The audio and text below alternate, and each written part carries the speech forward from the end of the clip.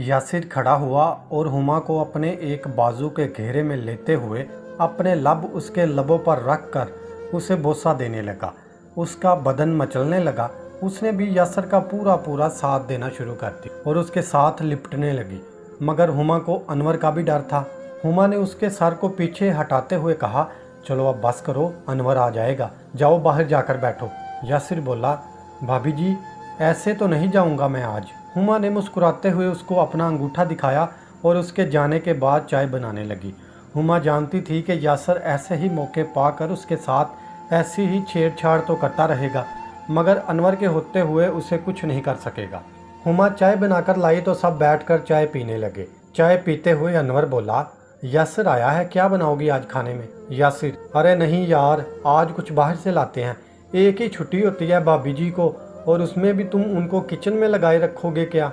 अनवर, हाँ ये भी ठीक है यार, चलो क्या लाना है फिर, चाइनीज़ या देसी? यासिर, ये तो भाभी ही फैसला करेंगी। हुमा, यार चाइनीज़ नहीं, कुछ और बनवा लाओ जाकर। अनवर उठा, अच्छा चलो देखते हैं, आओ यासिर चलें फिर। यासिर सोफे पर लेटे हुए बोला, ना बाबा ना, मैं तो मेहमान हूँ, मैं तो आराम करूँगा, तुम खुद ही जाकर लाओ जो लाना है। अनवर हंसते हुए, वाह भाई वाह, ये भी अच्छी ज़बरदस्ती है। यासिर, ठीक है जो भी समझ लो यार। हुमा भी मुस्कुराने लगी यासिर को देखते हुए, क्योंकि वो समझ गई थी कि यासिर अनवर के साथ क्यों नहीं जा रहा। आखिर अनवर को अकेले ही जाना पड़ा। जैसे ही अनवर दरवाज़ा बंद करके गया तो यासिर चीते की तरह सोफे पर से उठा और हुमा की तरफ लपका, मगर हुमा भी किसी चौकस हिरनी की तरह अपनी जगह से फलांग कर उठी और एक तरफ भागी। अब हुमा हंसती हुई आगे आगे भाग रही थी और यासिर उसके पीछे पीछे। हुमा, यासिर बैठ जाओ, मैं कुछ नहीं करने वाली तुम्हारे साथ। यासिर, प्लीज़ भाभी जल्दी से आ जाए ना, वरना अनवर आ जाएगा। हुमा जल्दी से अपने बेडरूम की तरफ भागी और अंदर जाकर दरवाज़ा बंद करने लगी, मगर यासिर भी पहुंच गया और दरवाजे को धक्का देने लगा।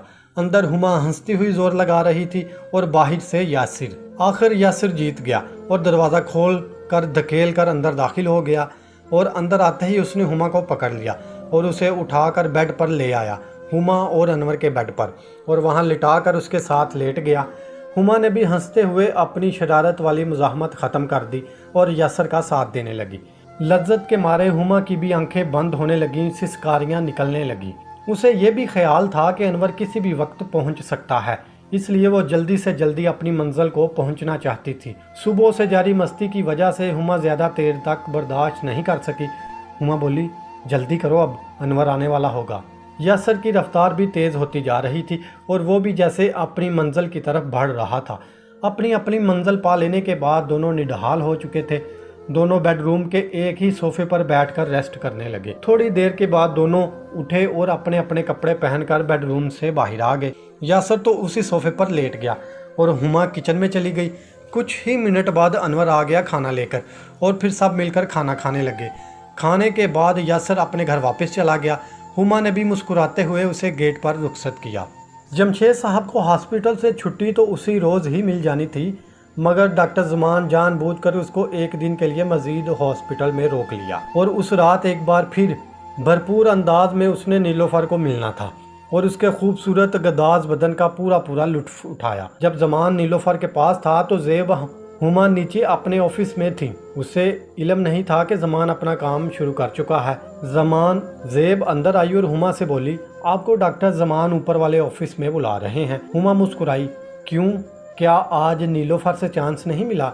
ज़ेब मुस्कुराई, हाँ हो सकता है जमशेद साहब जाग रहे हों और वो ना जा सकी हो। हुमा मुस्कुराई और खामोशी से ऊपर के कमरे की तरफ बढ़ गई। हुमा ने जाकर ऑफिस का दरवाज़ा खोला और जैसे ही अंदर दाखिल हुई तो अंदर का मंजर देखकर चौंक गई। अंदर नीलोफर बरहाना हालत में काउच पर लेटी हुई थी, बिल्कुल बरहाना, और डॉक्टर ज़मान नीचे खड़ा था, वो भी बिल्कुल बरहाना था। जैसे ही हुमा ने अंदर का मंजर देखा तो एक लम्हे के लिए तो साकत हो गई और नीलोफर को देखने लगी। नीलोफर भी उसी को देख रही थी, घबराई हुई, परेशान सी, और जल्दी से अपने हाथों से खुद को छुपाने की नाकाम कोशिश करने लगी। हुमा को होश आया, oh sorry, I am really sorry, ये कहकर हुमा ने जल्दी से कमरे से बाहर आई और दरवाज़ा बंद कर दिया। उसका दिल ज़ोर ज़ोर से धड़क रहा था। वो नीचे आई तो ज़ेब उसको देखकर हंसने लगी, अरे आप वापस भी आ गई। हुमा थोड़े गुस्से से, यह क्या बदतमीज़ी है यार, तुम तो कहती थी कि नीलोफर ज़मान के साथ नहीं है। ज़ेब मुस्कुराई, सॉरी, मैंने तो इसलिए भेज दिया आपको ताकि आप भी साथ मिलकर एंजॉय कर सके। ज़ेब भी मुस्कुरा कर रह गई। आधे घंटे के बाद ज़मान भी वापस आ गया और हुमा और ज़ेब को सारी बात बताई नीलोफर की। ज़मान, डॉक्टर हुमा आप वापस क्यों आ गई? रुकती तो सही। हुमा, जी नहीं, मुझे नहीं शौक हर किसी के साथ खामखा में शामिल होने का। ज़मान हंसने लगा। नीलोफर बार बार कह रही थी मुझे कि मैं उनके घर ज़रूर आऊँ। हुमा, डॉक्टर ज़मान, तो क्या आप जमशेद साहब के घर जाएंगे? ज़मान, हाँ बिल्कुल जाऊँगा, इतना अच्छा मौका जो मिल रहा है इस हसीना के करीब जाने का। हुमा, यार वो अनवर के बॉस हैं और वो उनकी बीवी है, कुछ तो ख्याल करो ना। ज़मान, अरे यार वो एक औरत है और प्यासी है, उसके बदन की प्यास बुझाना तो अच्छी बात है ना।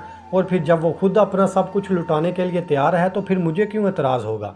ज़ेब, डॉक्टर ज़मान, लगता है वो नीलोफर तो आपसे मोहब्बत करने लगी है। ज़मान हंसा। अरे मैं मोहब्बत वहब्बत पर यकीन नहीं रखता, मुझे तो बस कलियों और फूलों का शौक़ है और बस।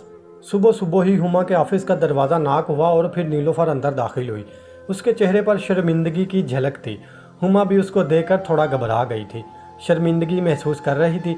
फिर भी बोली, हुमा, आए आए मैडम, खैरियत? नीलोफर, डॉक्टर हुमा, कुछ बात करनी थी आपसे। हुमा समझ तो गई थी कि इसे क्या बात करनी है, फिर भी बोली, जी जी बताएं। Nilofar, doctor Huma, I am sorry, वो रात जो। हुमा खामोश थी। नीलोफर, मेरा मतलब है कि रात जो भी आपने देखा हो जाता है। हुमा उसका मतलब समझ गई। नहीं नहीं मैडम, आप बिल्कुल फ़िक्र नहीं करें, ऐसा कभी कभी आप बेफिक्र रहें, ये बात मेरे से कभी आगे नहीं जाएगी। नीलोफर मुस्कुराई। शुक्रिया डॉक्टर हुमा, उम्मीद थी कि आप मेरी मजबूरी समझ सकेंगी। हुमा भी मुस्कुराई। इट्स ओके, बैठें, आपको चाय पिलवाती हूँ। नीलोफर, नहीं शुक्रिया, बल्कि किसी दिन मैं खुद आपको और अनवर को अपने घर पर बुलवाऊंगी। हुमा, शुक्रिया। फिर नीलोफर वापस चली गई। उसी दिन जमशेद साहब डिस्चार्ज होकर अपने घर चले गए। कोई 4 दिन के बाद जमशेद साहब ने ज़मान को फ़ोन किया और उसे घर आने को बोला। ज़मान ने दोपहर को आने का वादा किया। दोपहर को ज़मान उनके बताए हुए पते पर पहुंचा। देखा कि एक अच्छा खासा बड़ा बंगला है। चौकीदार ने उसके आने की इतला अंदर दी। जल्द ही ज़मान को अंदर बुला लिया गया। नीलोफर ने उसका इस्तकबाल किया। नीलोफर एक खूबसूरत से शलवार कमीज में मलबूस थी, जिसकी शर्ट काफ़ी टाइट थी, गला भी थोड़ा गहरा था। ज़मान को वह घर में अकेली ही लगी। ज़मान ने इधर उधर देखते हुए उसे अपनी बाहों में भरना चाहा, मगर नीलोफर उसकी पहुंच से निकल गई और मुस्कुराते हुए बोली, डॉक्टर साहब, जिस काम आए हैं पहले वो तो कर लें। जमशेद साहब बेडरूम में आपका इंतज़ार कर रहे हैं। ज़मान, अच्छा, मैं तो सोच कर आया था कि आप बेडरूम में मेरा इंतज़ार कर रही होंगी, लेकिन मुझे तो लगता है कि यहाँ कुछ नहीं मिलने वाला हमें। नीलोफर मुस्कुराई। अरे डॉक्टर साहब, आप चलें तो सही, सब कुछ मिल जाएगा, थोड़ा सब्र तो रखें। ज़मान मुस्कुराते हुए उसके पीछे पीछे एक बेडरूम में दाखिल हो गए। जमशेद साहब बेड पर लेटे हुए थे। ज़मान ने आगे बढ़कर उनसे गर्मजोशी से हाथ मिलाया और एक कुर्सी खींचकर उनके बेड के करीब बैठ गया। नीलोफर ने ज़मान को स्टेथोस्कोप और ब्लड प्रेशर चेक करने का आला दिया और ज़मान जमशेद साहब का मुआयना करने लगा। 15 मिनट तक ज़मान ने अच्छी तरह जमशेद साहब का मुआयना किया। फिर नीलोफर ने जमशेद साहब को मेडिसिन दी, जिसे खाकर वो दोबारा लेट गए। जमशेद, नीलोफर, डॉक्टर साहब को खाना खिलाए बगैर नहीं भेजना, ऐसे नहीं जाने देना। ज़मान, नहीं सर, मुझे खाने की बिल्कुल तलब नहीं है। यह कहते हुए ज़मान ने नीलोफर की तरफ देखा तो नीलोफर मुस्कुरा दी। उसे पता था कि ज़मान को किस चीज़ की तलब है और उसे यह भी पता था कि वो अपनी तलब कैसी पूरी कर देगा उसके साथ। नीलोफर ज़मान को लेकर बेडरूम से बाहर निकल आई। बाहर आकर वो लाउंज में बैठ गए। नीलोफर अलग सोफे पर बैठी हुई थी। उसने अपनी मुलाजमा को आवाज़ दी और उससे कोल्ड ड्रिंक लाने का कहा। जैसे ही वो लेकर आई तो उसने अपने क्वार्टर में जाने के लिए बोल दिया और वो शुक्रिया कहकर अपने क्वार्टर में चली गई। उसके जाते ही ज़मान मुस्कुराते हुए नीलोफर को देखने लगा और उसे अपनी तरफ आने का इशारा किया। नीलोफर मुस्कुराई और उठकर बोली, आए मेरे साथ। नीलोफर ज़मान को लेकर ऊपर की मंजिल पर आ गई और एक बेडरूम खोलकर उसे अंदर ले आई। नीलोफर, ले जी डॉक्टर साहब, अब वसूल कर लें अपनी फ़ीस, अब आपको कोई डिस्टर्ब नहीं करेगा यहाँ। ज़मान ने अपना मोबाइल ड्रेसिंग टेबल पर रखा और नीलोफर को अपनी बाहों में लिया। नीलोफर ने भी अपने बाजू ज़मान के गले में डाल दिए और उसका साथ देने लगी। ज़मान के हाथ नीलोफर की कमर पर फिसल रहे थे और वो उसकी आंखों में देखने लगी।